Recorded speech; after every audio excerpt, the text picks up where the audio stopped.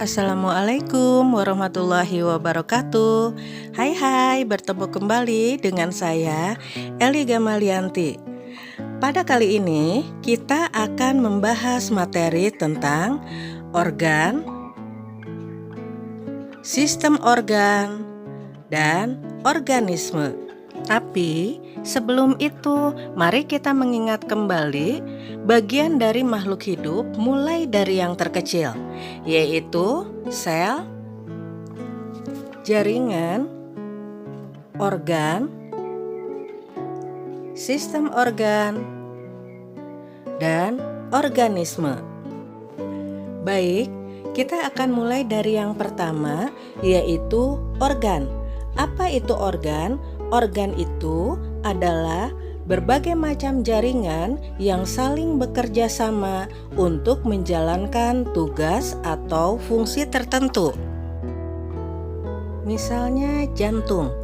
Jantung ini terdiri dari jaringan otot, jaringan epitel, jaringan darah, dan jaringan pada pembuluh darah yang bekerja sama sehingga jantung dapat bekerja dengan baik.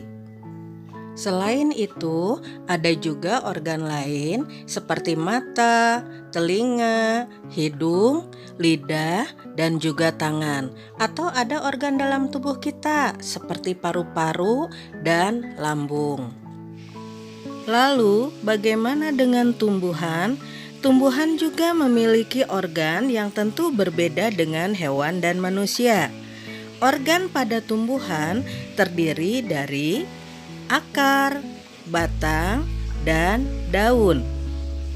Pada tumbuhan, akar berfungsi untuk mengambil air dan unsur hara. Selain itu, dapat juga digunakan untuk menyimpan cadangan makanan.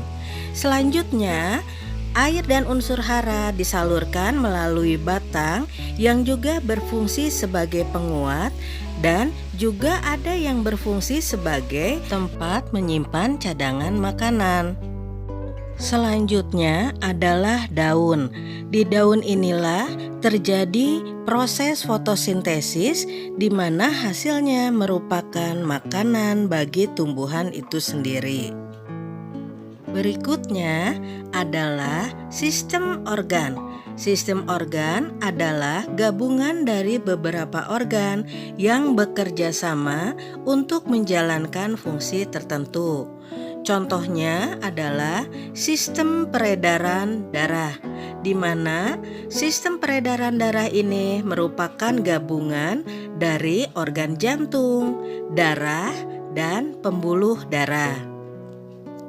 Selain itu, ada juga sistem pencernaan yang terdiri dari organ mulut, kerongkongan, lambung, usus halus, usus besar, rektum, dan anus. Selain itu, ada sistem pernafasan atau ada sistem organ lainnya seperti misalnya sistem saraf, kemudian sistem rangka, dan sistem otot. Bagaimana dengan tumbuhan? Apakah tumbuhan juga memiliki sistem organ? Tentu saja, tumbuhan juga memiliki sistem organ.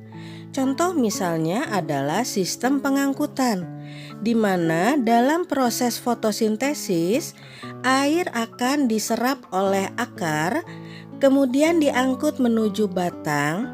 Setelah dari batang, maka air akan sampai ke daun. Disinilah proses fotosintesis terjadi. Setelah itu, hasil fotosintesis akan diedarkan ke seluruh tubuh tumbuhan. Di dalam tumbuhan juga ada sistem pernafasan atau respirasi, di mana bagian yang berperan adalah stomata, lentisel, dan akar. Kemudian, tanaman meskipun bergerak secara pasif, tetapi tanaman juga dapat bergerak. Contohnya adalah putri malu yang mendapat rangsang dari luar. Nah, bagian yang terakhir dari materi ini adalah organisme. di mana organisme ini memiliki ciri-ciri yang khusus seperti memerlukan makan, bernafas, bergerak, tumbuh, dan berkembang biak, serta tanggap terhadap rangsang.